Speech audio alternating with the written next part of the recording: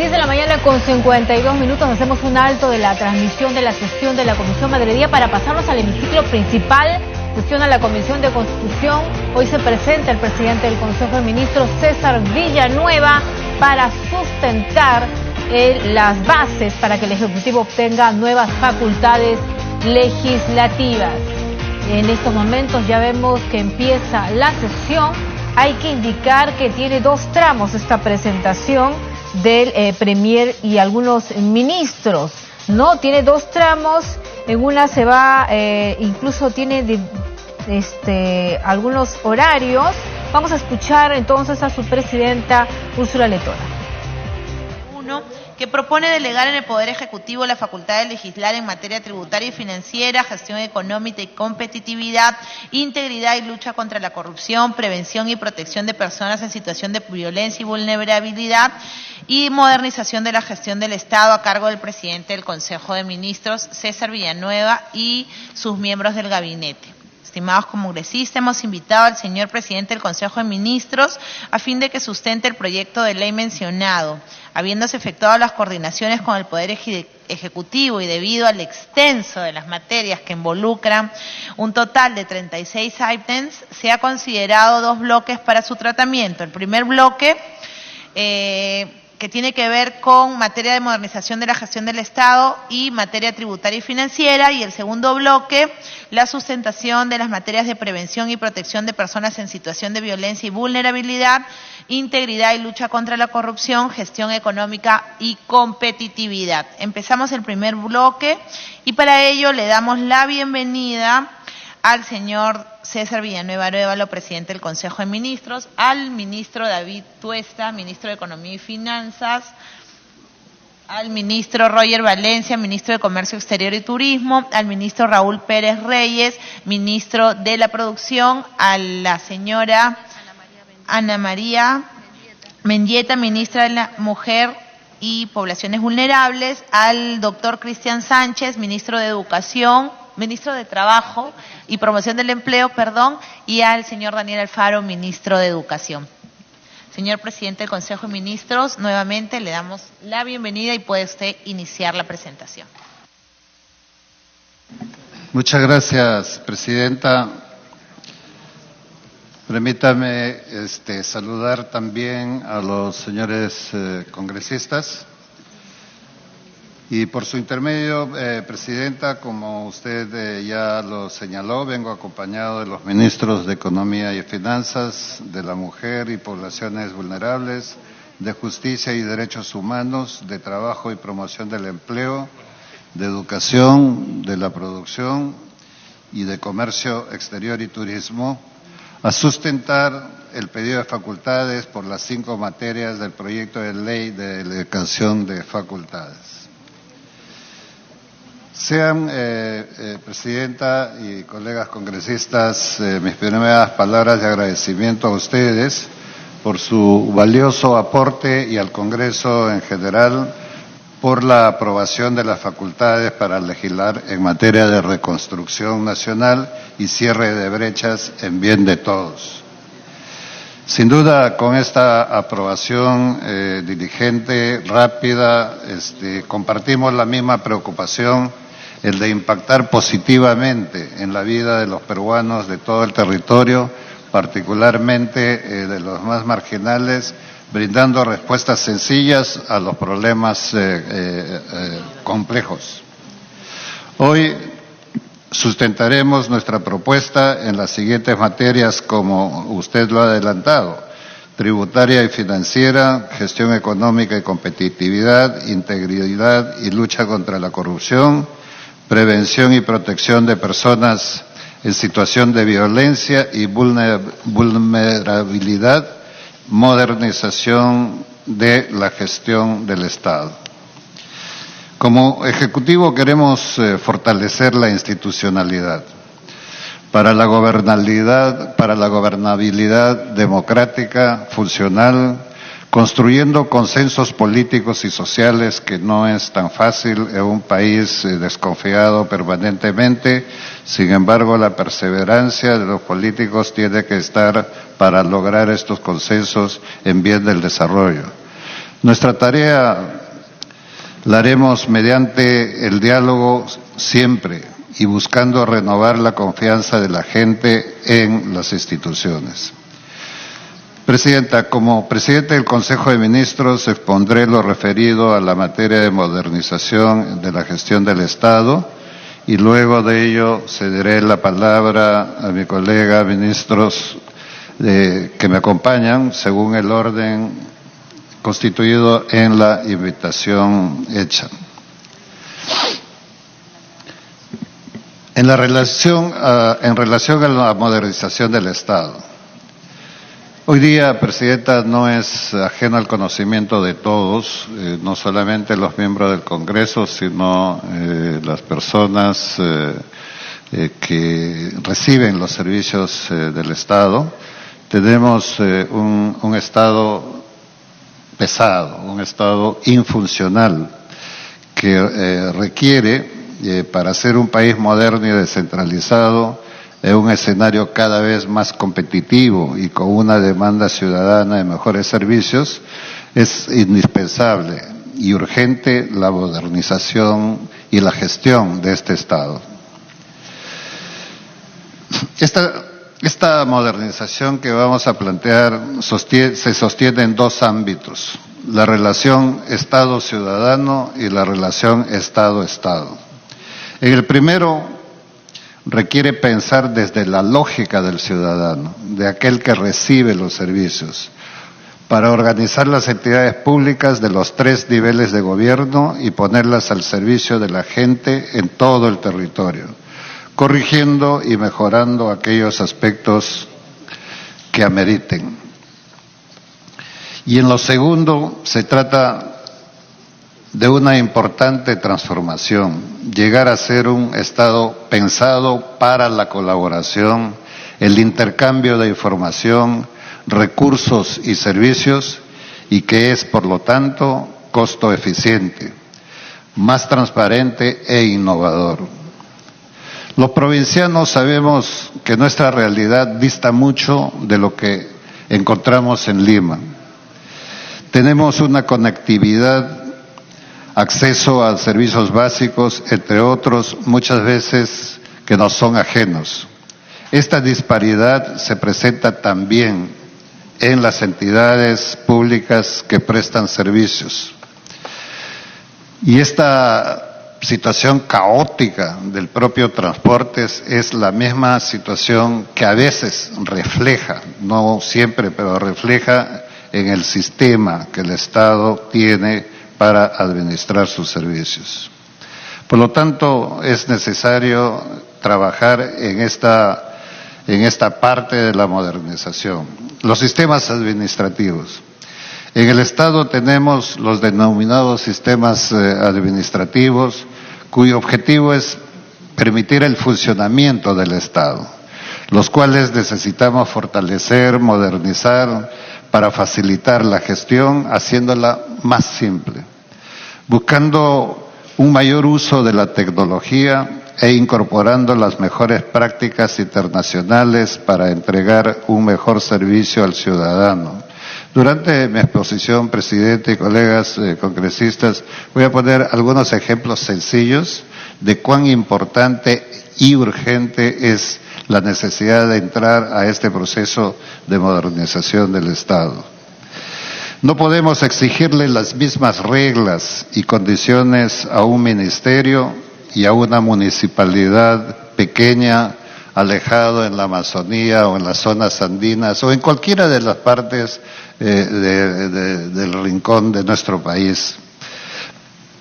Por lo que se necesita que el Estado aplique nuevos esquemas para hacer más fácil la gestión del Estado, sobre todo de los gobiernos locales y los gobiernos regionales.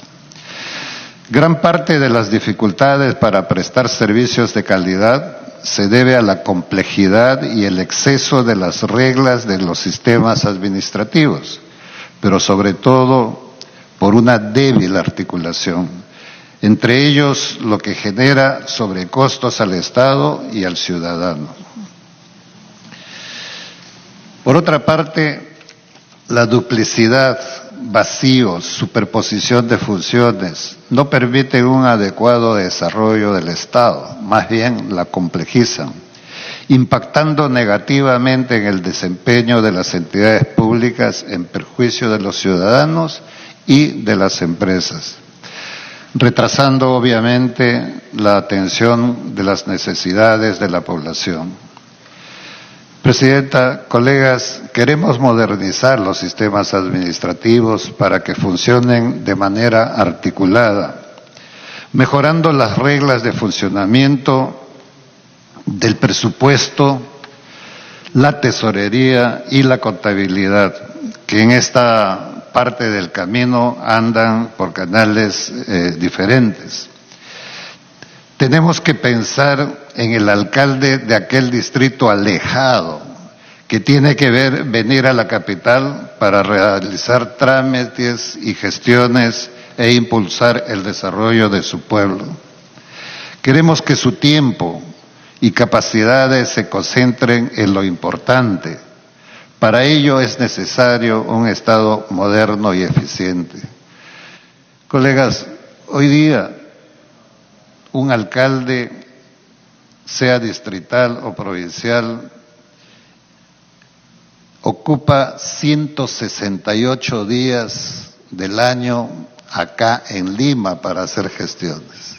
Estamos hablando de 168 días hábiles, porque obviamente las entidades públicas no trabajan sábado ni domingo, salvo algunas cosas excepcionales. Pero para la atención de los alcaldes no funcionan sábados y domingos. Entonces estamos hablando de un promedio de 168 días hábiles que representa el 65% del año haciendo gestiones. Y muchas veces regresa este alcalde sin haber resuelto sus problemas, particularmente la ilusión de tener algunos proyectos de inversión de lo más urgente, a veces como es el agua, la escuela o cualquier otro proyecto que necesite. Por eso es urgente esta modernización.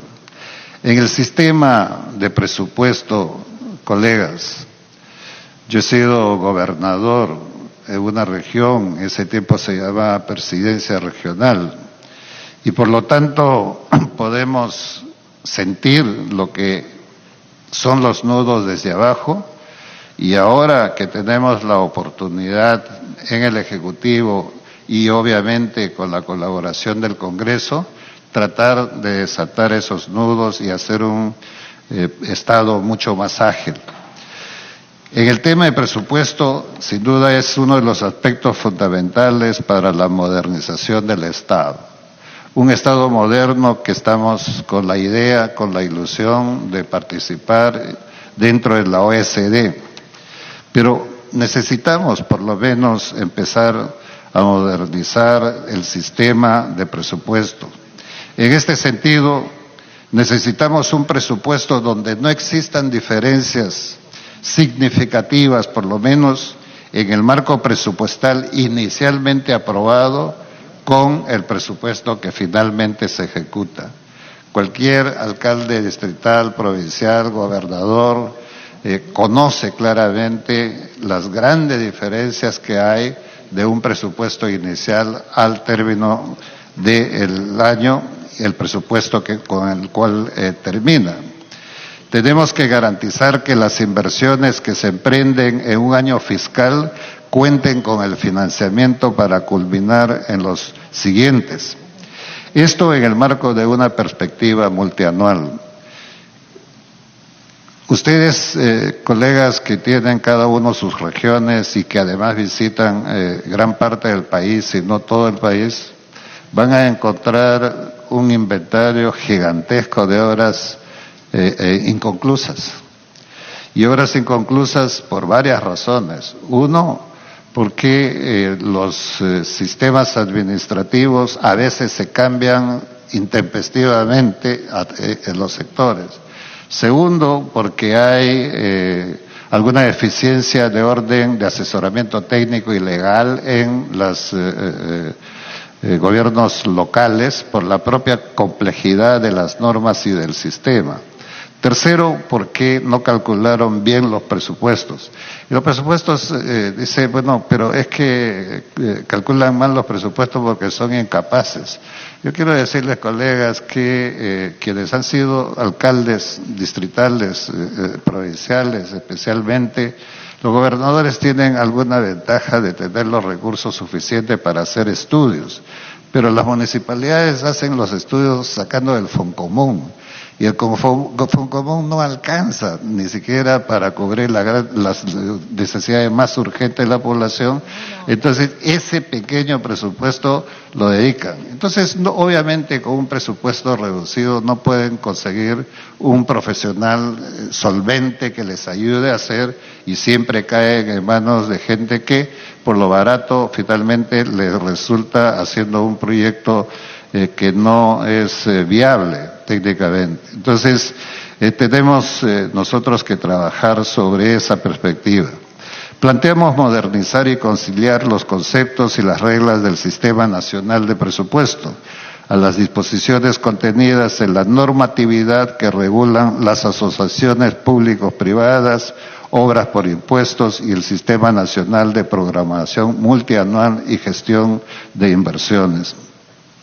Simplemente por este concepto perdemos la oportunidad de tener una mejor relación en un presupuesto que normalmente carga todo el peso de las inversiones que se pueden hacer en el país, cuando tenemos estas posibilidades, que en realidad son posibilidades muy buenas. Y se ha hecho satanización de algunas de ellas porque sencillamente no se ha manejado adecuadamente, pero no porque el sistema no funcione. Entonces, es necesario trabajar en ese aspecto. Necesitamos profundizar la implementación del presupuesto por resultados, como debiera ser en todos los casos. Hemos empezado en algunos casos con educación, pero debería ser en todos los casos que el presupuesto se asigne y se maneje por resultados, de tal manera que podamos medir con más claridad, ¿no?, la asignación presupuestal, la eficiencia del gasto. Debemos fortalecer la rendición de cuentas del uso de los recursos públicos, haciéndola más transparente a través del reforzamiento de sistemas de información de la gestión presupuestal. Debemos cambiar las reglas con las cuales se formula y se controla el presupuesto. De esta forma, los gobiernos regionales y locales podrán gestionar mejor y tendrán mayor predictibilidad sobre los recursos con los que cuentan para atender las necesidades de su territorio. Los gobiernos locales, a pesar de las limitaciones presupuestales para hacer estudios, hacen estudios y tienen muchos estudios. Sin embargo, cuando son presentados al esquema de las opciones presupuestales, estas no consiguen ser financiados. También sucede de que cambian constantemente ciertas reglas en cuanto a las orientaciones de los proyectos de inversión.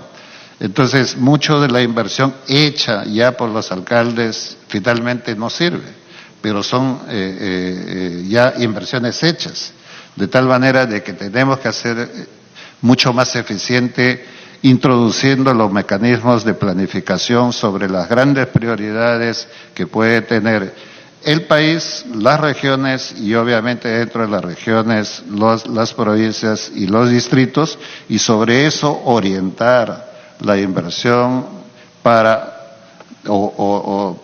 hacer los estudios y tengan mejores opciones. Entonces, no malgastemos ni el dinero ni el tiempo de los gobiernos locales y los gobiernos regionales. Tesorería y endeudamiento. Planteamos modernizar y actualizar el marco regulatorio del Estado a los cambios que se han dado en inversión pública. Inversión público-privada, programación multianual del gasto, planillas, entre otros. Incluir dentro de las atribuciones del Sistema Nacional de Endeudamiento, la competencia para efectuar una gestión integral de activos y pasivos financieros, así como para adecuar la normativa a los procedimientos de Invierte Perú. En relación a los de recursos humanos, al sistema de recursos humanos, unificar los sistemas informáticos que resistan las planillas del Estado. Hoy tenemos varias fuentes de información, no todas tienen el mismo grado de rigor y de control.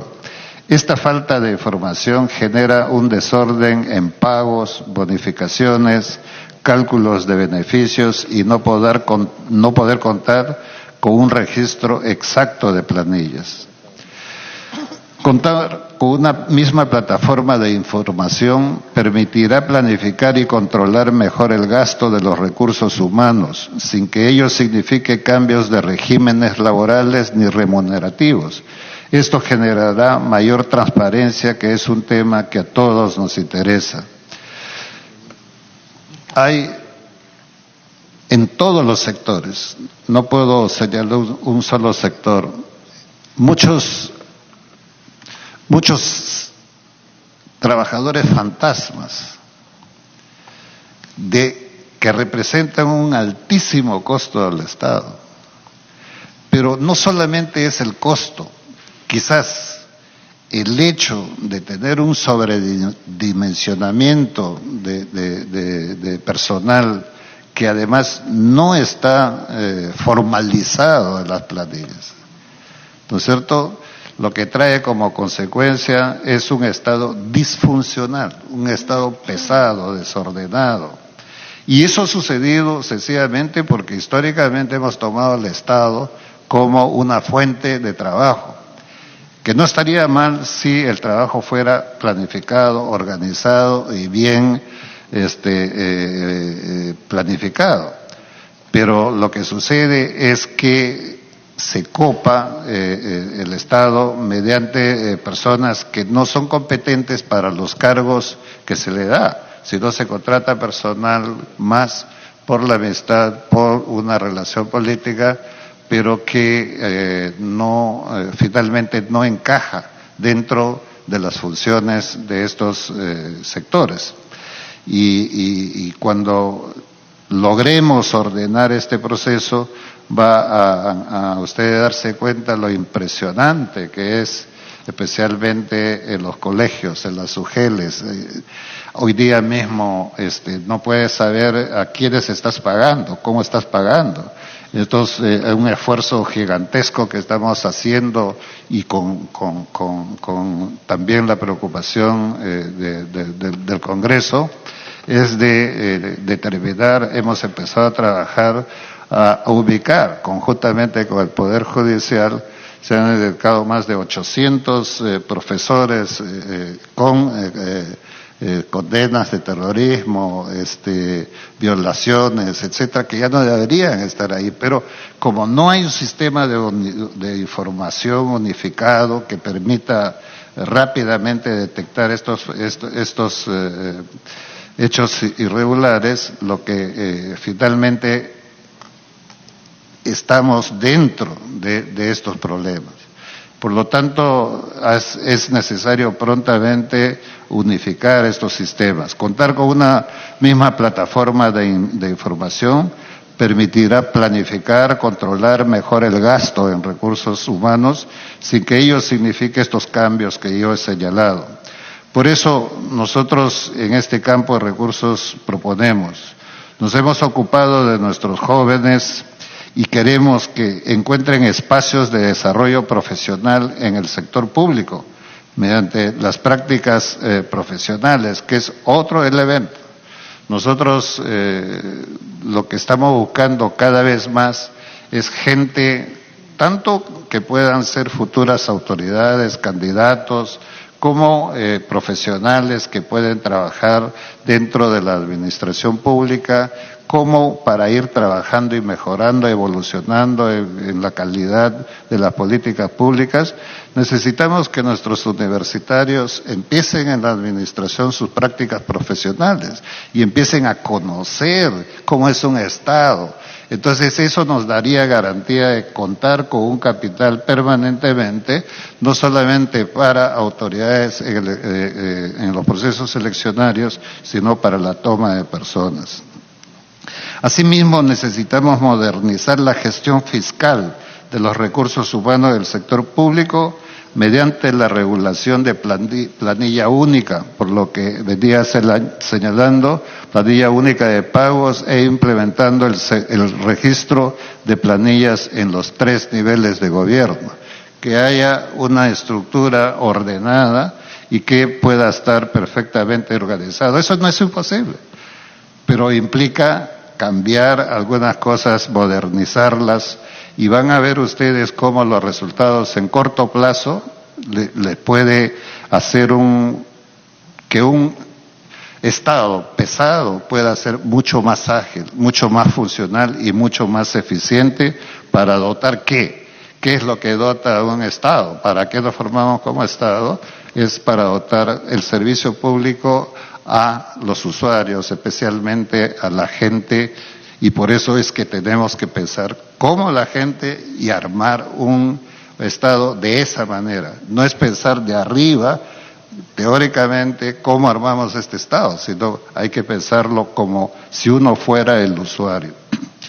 En contratación pública, para consolidar un Estado con el que sea sencillo, pero predecible y transparente a contratar o dentro de los contratos, fortaleceremos los sistemas administrativos. Por eso nos proponemos a ustedes perfeccionar la ley de contrataciones del Estado, fortalecer el organismo supervisor de contrataciones de la OCE, ampliando la función supervisora a los actos preparatorios y ejecución contractual, mejorar las capacidades de la Central de Compras Públicas, Perú Compras, mejorar el procedimiento de los acuerdos marcos para desarrollar catálogos electrónicos. Y a propósito de la OCE, dentro de este mismo marco, de plantearles, de invitarlos para que empecemos una carrera de modernización de nuestro Estado peruano y formas de gobierno de los que vengan adelante puedan encontrar un vehículo mucho más ágil, que ande a mayor velocidad dentro de un mundo cada vez más competitivo. El tema de la OCE. El tema de la OCE, yo me he permitido traer un recorte hoy día. Dice, OCE pagará 600.000 para que le custodien 15.000 cajas. Cuando uno lee esta noticia, con todo lo que ha pasado con el tema de los alquileres, dice, bueno, se está repitiendo la misma cosa. Pero es que nosotros tenemos una ley a través de con la Contraloría que obliga a guardar los archivos no menos de 10 años. 10 años. Y estas 15.000 cajas ocupan 4 cuadras, 4.500 metros cuadrados para poder archivar solamente estas 15.000 cajas. Y se ha calculado dentro de 3 años, esto va a ser el doble, más de 8.000 cajas. Entonces ya no serán 600.000 que necesitemos, sino el doble, 1.200.000. Cuando si solamente entráramos a la época de la digitalización, bastaría un escritorio para cubrir todo y no tener estas cosas. Esta es la situación que nos lleva a urgirnos rápidamente. En el tema de compras exactamente igual, ¿no es cierto? Hay retrasos en las compras, hay desuniformidad en las compras, hay problemas en las compras en los distintos niveles. Entonces tenemos que armar bien un sistema de compras que sea transparente, que por el volumen de las cosas podemos ganar en función a negociación, etcétera. Y finalmente, Necesitamos actualizar la ley marco de modernización de la gestión del Estado para asegurar que todas las reglas y mecanismos con los cuales funciona el Estado a través de los sistemas administrativos conversen entre sí y faciliten la adecuada provisión de servicios al ciudadano. No es como estamos ahora, dispersos. Necesitamos buscar esta integración, esta compatibilización. Los servicios compartidos, por lo tanto, la eficiencia y eficacia de las entidades públicas para la prestación de bienes y servicios en el territorio nacional, por más voluntad, se ve limitada por un marco legal que restringe la posibilidad de integrar servicios a partir de procesos relacionados y el poder compartir infraestructura, servicios de apoyo y gastos de ejecución. En estos momentos, si hiciéramos un inventario de todas las oficinas del Estado de un mismo sector, nos encontramos con una dispersidad tal que es difícil establecer un mecanismo de funcionalidad. Y si eso sucede en un sector, imagínense la imposibilidad o la dificultad o las limitaciones de establecer mecanismos de trabajo multisectorial. Y tenemos cientos de comités multisectoriales para distintos problemas, el BRAE con multisectorial, la anemia multisectorial, cualquier problema que creemos que juntando la palabra multisectorial y la organización multisectorial ya resolvemos el problema.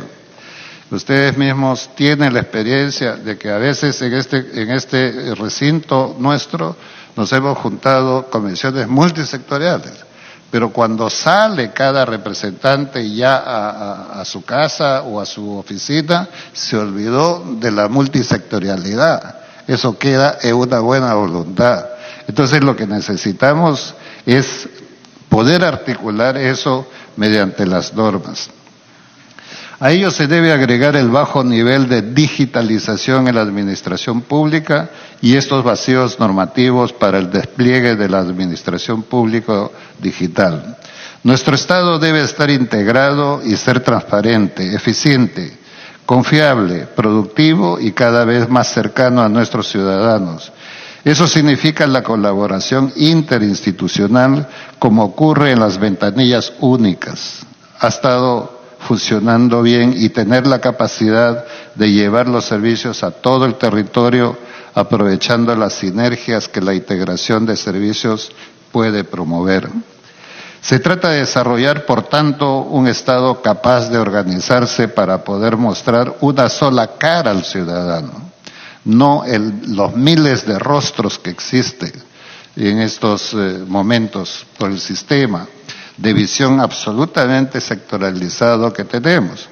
Es bueno graficar, por ejemplo, que en el mismo sector y que tiene diferentes programas, cada uno tiene un chaleco diferente, un nombre diferente, pero de esta integralidad nada. Y en el Estado multisectorial peor. Entonces se trata de desarrollar este Estado que pueda brindar servicios. Por ejemplo, cuando una persona sufre la pérdida de un familiar, voy a poner un pequeño ejemplo. Una pérdida de un familiar debe pasar por 15 entidades para poder resolver diversos temas como tutela, patrimonio, entre otros. En estos casos el Estado debería estar organizado para atenderlos inmediatamente. Cuando pasa por toda esta cantidad de oficinas e instituciones, finalmente pasan años. Entonces, y no se puede resolver rápidamente. Y si nosotros modificamos eso, se puede atender inmediatamente, ganando con eso un mejor servicio para la población, eficiencia, menos gastos para las familias y una presentación mejor del Estado como servidor. Planteamos servicios públicos integrados y compartidos por eso. Entonces, uno de estos ejemplos que se ha estado trabajando y creo que debería de multiplicarse es los MACs, que agrupan distintos servicios públicos en un solo lugar. Si eso está funcionando, hay que seguir tratando de desarrollar estos MACs allí donde es posible hacerlo. Desarrollar el marco normativo para promover